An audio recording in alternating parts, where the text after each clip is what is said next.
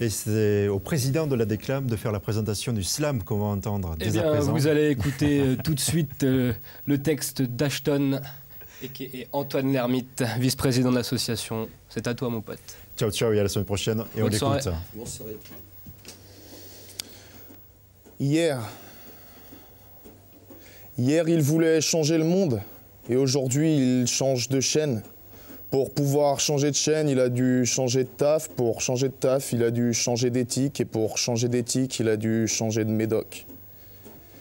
Il disait « T'inquiète, la roue tourne ». Il savait pas que la tête aussi, que le temps qui passe la retourne et que la veste suit. Ouais, t'inquiète, la roue tourne. Pourtant, il a arraché les pavés. En 1968, avait même filé ses godasses tant il pensait trouver la plage. Peut-être même fumer du pavot avec des connards de beatnik quand sous ses pieds les lardasses lui hurlaient de tourner la page. Et certains dansaient des slogans. Il était dans la peinture, donnant vie à des slogans et la couleur à des murs. Il usait de mots choquants et parlait de dictature devant la justice, matraquant contestataire et culture. Soucieusement il était épris de l'humanité et consciencieusement il avait défini ses priorités. Si quiconque est homme doit lutter, les faits sinistres il viserait. Il était plein de bonne volonté et aux pessimistes il disait « T'inquiète, la roue tourne ». Il savait pas que la tête aussi, que le temps qui passe la retourne et que la veste suit. Ouais, t'inquiète, la roue tourne.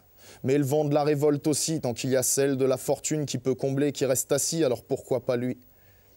Il lui tenait à cœur de ne pas vivre seul et savait que se battre encore était un suicide social. Se dit que des accords, c'était peut-être pas si mal, donc il a pris les 40 heures et il a fermé sa gueule. Il voulait être libre, comme un poisson dans l'eau. Et aujourd'hui il l'est, comme un beignet dans l'huile.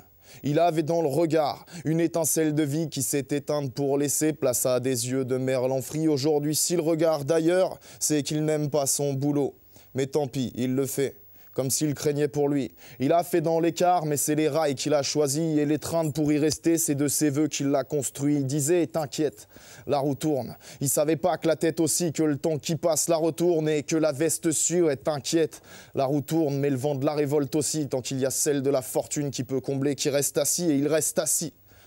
Pourtant, il faisait partie de ceux qui s'indignent. Il a même défié sa patrie, quitte à se faire traiter de fils indigne. Il disait qui n'est pas conquis et vole dans les plus malins signes. Et aujourd'hui, il a compris que même les plus malins signes. Un amateur de dessin qui se disait feuille volante, il en a tiré des leçons, et notamment quant à la chute. Lui qui était à l'écoute des siens a fini par monter le volume. Et aujourd'hui, s'il coupe le son, c'est qu'il connaît déjà la pub. Chut. Hier, il voulait changer le monde.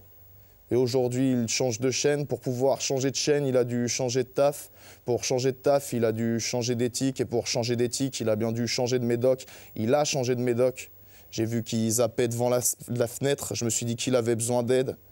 Il m'a répondu « T'inquiète, la roue tourne ».